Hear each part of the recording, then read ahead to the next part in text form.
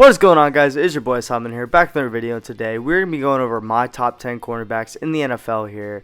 You know, we did top 10 receivers, quarterbacks, teams, so now we're going to do cornerbacks. We're starting to get over the defensive side of the ball. I feel like cornerbacks are a very high value position, and you know, they have a very competitive list here. There's a lot of guys that could be number one.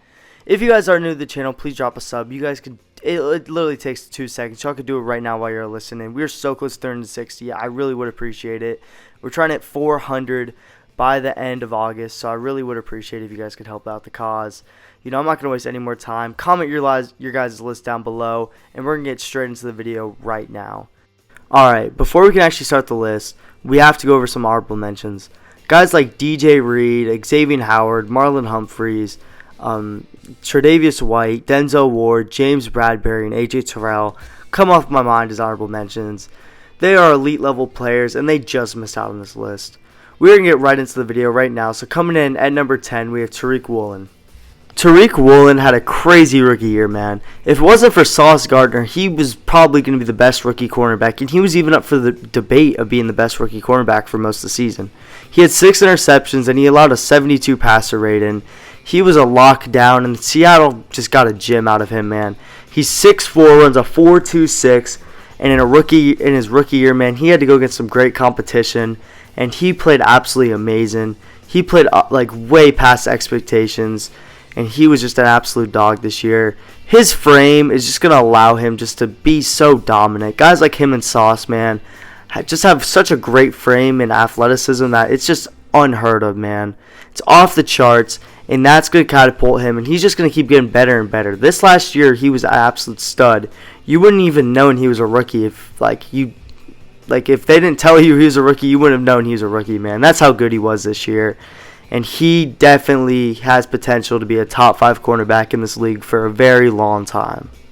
Coming in at this number 9 spot, we have Stefan Gilmore. Stefan Gilmore really resurrected his career this year with the Colts. He was probably the best part about the Colts this year. I'm not going to lie to you. He was absolutely amazing this year. You know, the last 2 years he's been good, but he hasn't been himself, you know, when he won Defensive Player of the Year. But this year, he was one of the best cornerbacks in all football, man. You know, this year he only allowed 52 receptions, which is 15th in the league, you know, on 82 targets, which is also pretty high, 15th again. You know, he had 2 interceptions, 60 solo tackles, and he was an absolute lockdown this year, man. You know, the stuff he was doing was game-changing. He made plays in that clutch, man, that were just absolutely amazing. He was just an absolute dog this year, and that's why he's at this number 9 spot, you know.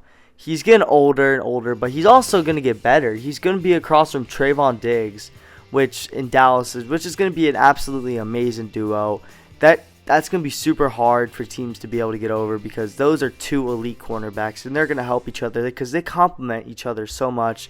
It's going to be so fun to watch. But Stefan Gilmore is at this number 9 spot for us. Coming in at number 8, we have J.C. Horn. J.C. Horn has been a very elite corner for the last 2 years, man. You know, he has dealt with some injuries, which has slowed him down. But when he's on that field, you can definitely tell he's out there. He makes a big difference for this Carolina Panthers defense. J.C. Horn in 2 years has allowed 318 yards and a 48.4 passer rating, which in my opinion is absolutely elite in 2 years. That means he's just locking guys down. You know, he's not very targeted much. He got targeted 47 times last year and allowed 28 receptions, which those are pretty good stats. I'm not gonna lie. Teams do not like throwing the ball his way because they know how dangerous he is and they know how good he is. He's a very skilled player, and if the injuries do slow down, he can definitely be a player that cracks his top 5 in a year. Alright, at the number 7 spot, we have Trayvon Diggs. Trayvon Diggs, you know, he didn't have the same amount of interceptions as he had a couple years ago, but he was a lot better as a player this year. He was a lot better, you know, actually in coverage. He didn't get burned as much, and Trayvon Diggs has all the potential in the world with his ball hawk skills. You know, now that he's playing alongside Stefan Gilmore, who's an elite man coverage corner, he's going to absolutely excel. His game is going to increase by a lot because teams are going to have to throw his way more. And when teams throw his way, he has a nag to get the ball. So he is definitely going to have a year. You know, he's going to keep improving in coverage. You know, he's only been playing cornerback for, 2-3 years? He was initially a safety, and he came into cornerback in the NFL. So he's still learning the position. He's going to get better and better as time grows. And Trayvon Diggs has all the skills necessary to be a very good cornerback. And he is a very good cornerback, but he's just going to get better and better. You know, his ball hawking skills are just absolutely phenomenal. He's like a receiver on defense, man. He makes plays that I haven't seen corners make in a while. He's an absolute stud, and that's why he is at this number 7 spot. Coming in at this number 6 spot, we have Marshon Lattimore. Marshon Lattimore, ever since he stepped foot in the league, has been very talented, very effective for the Saints. He's made some absolutely great plays for them over the years, and he is a highly talented cornerback. You know, this last year he dealt with injuries. He only played in 7 games, but when he was on this field, his impact was noticed, like against the Eagles in Week 17. Played very good, and he makes amazing plays. Like, what can I say, man? You know, he breaks up a lot of passes. He's broken up 32 over the last 3 seasons, but he also has allowed 15 touchdowns, which isn't great, you know. He is a very good player, and he's a very elite man corner, man. He can lock guys down. He also tends to get at it with Mike Evans. They do not like each other. Very entertaining to watch. But yeah, man, he makes some very good plays all the time. He's a guy that breaks up a lot of passes, which is an art that isn't looked at as much. You know, he also tends to get a good amount of interceptions. You know, his interception numbers are pretty decent. You know, he averages about 3 about a year, so that's not bad at all.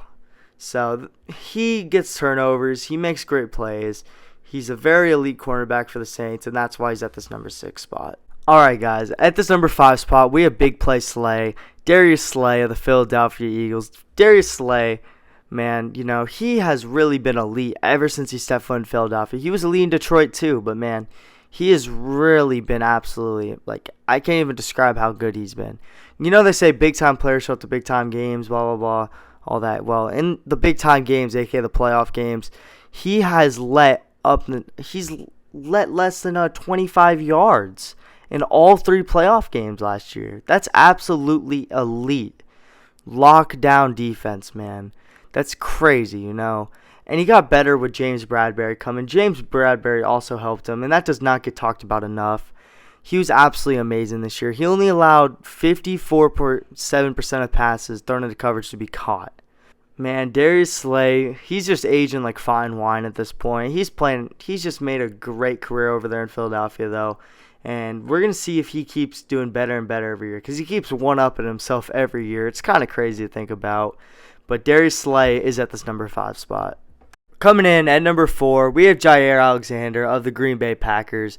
Jaire Alexander I keep saying amazing seasons for all these guys, but they truthfully all did. But his amazing season was a lot better than some of these other guys. You know, he had 5 interceptions last year, which was tied for second, which is relatively a low number usually. But he's also a guy that does not get targeted a lot, man.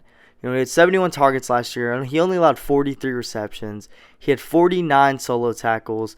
But yeah, man, he was absolutely elite last year. He had a 66 passer rating when targeted. He's just amazing, man. He's entering the prime of his career at 20. He's only 26, and coming off an injury. You know, last year, big year for him, and he definitely showed up big time. The plays he was making last year were just absolutely phenomenal, and he's an amazing lockdown corner, man. I keep burping, but he's an absolutely amazing lockdown corner. You know, he's an absolute stud.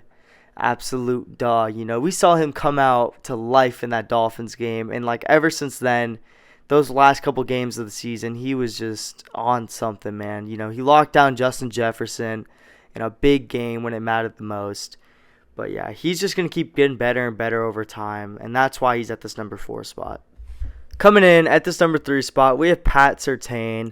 Pat Surtain has been an elite lockdown level corner. It just last couple years, the Broncos haven't been that good. But he is definitely the best player on that Broncos defense. That's actually not bad. The Broncos have a pretty good defense, to be honest. Just their offense is kind of lacking. But Patrick Surtain is definitely the best part about it. You know, last year he really stepped up, man. His rookie year, he was good. But last year, he was elite. Put him in the all-pro conversation, you know. He had 12 games where he allowed less than 25 receiving yards. 12 games. You know, and in his last 6 games, he didn't allow more than 25 receiving yards at all. And he's playing some pretty elite receivers out here, man, you know. He has to go against the best of the best. That division, they have guys throwing the ball that are elite. They have some of the best quarterbacks and receivers in there, and he has to play defense against them. Guys like Patrick Mahomes, Justin Herbert, receivers like Keenan Allen, Devontae Adams, all in that league, man. All in that conference division. And he goes against them, man. He plays very good. He makes their lives hell. He's an absolutely elite corner, and he's one of those guys that will lock you down. And that's why Patrick Surtain is at this number 3 spot. Coming in at this number 2 spot, we had Jalen Ramsey. Jalen Ramsey has been absolutely amazing, man. Everyone says he had a down year last year, but no, he did not. He may have had a down year in standards for him, but, man, he had an absolutely amazing season again with a terrible defense around him. That team was terrible and all injured, and he still tried his best to keep them from falling apart, man. But, man, Jalen Ramsey is going to be an absolute dog in that Miami Dolphins defense this year with Vic Fangio. That team is going to be absolutely insane, especially with Jalen Ramsey right there. Lockdown team. He's going to be feasting. That's all I'm going to say. Teams are not going to want to throw his way, and they're going to be forced to throw to players like Cater could do and Xavier Howard. He's going to upgrade their game so much. And also, guys, that if they don't want to throw at Xavier Howard, and if they throw at him, they're going to make a big mistake. Jalen Ramsey, last year he had 4 interceptions, which is pretty good. He tied for 5th in the league. He had 56 receptions allowed on 86 targets, which isn't bad, with 62 tackles. Jalen Ramsey's also an elite run stopper. He does not allow runs. He's a really good tackler in open space. He's a guy. He locks teams down wherever. They can't run at him. They can't throw at him. He's an absolute dog, man, and that's why he's at this number 2 spot. Coming in at this number 1 spot, as much as it pains me to say, is Sauce Gardner. I'm a Dolphins fan, but I got to give credit where credit's due, and he deserves all the credit, man. He had an absolutely amazing rookie year. He only allowed 45.9% of passes thrown his way to be completed for a 53.9 rating. He led the league in forced incompletion rate and pass breakups, and he only allowed a reception once every 18 plays in coverage. That is phenomenal. He's a rookie. He is a rookie, and he's doing stuff like that, man. He is also 6'3" and 200 pounds. He can guard any receiver in the league. He's so diverse, man. He is just an absolute stud. I can't even say, he's just so good, man. What he does.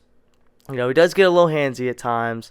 He gets a little grabby, but he's physical, man. He is one of the most physical corners in the whole league, and he will throw you off your route, and it messes with people. Guys don't know what to do when they're getting pushed and shoved like that, man. He breaks up plays a lot. He's so long, too, that he breaks up passes so routinely. It's so easy for him. Sauce Gardner is an absolute stud, and that's why he's at this number 1 spot. If you guys are new, thank you guys for watching the video. I really do appreciate every single one of you who click on it. We're trying to hit 300 or 400 subs by the end of August, so I really would appreciate a sub, man. We're trying to build something here, so if you guys are new, please drop a sub. Comment any recommendations down below. Like the video, and I will see you guys in the next one. Peace, guys.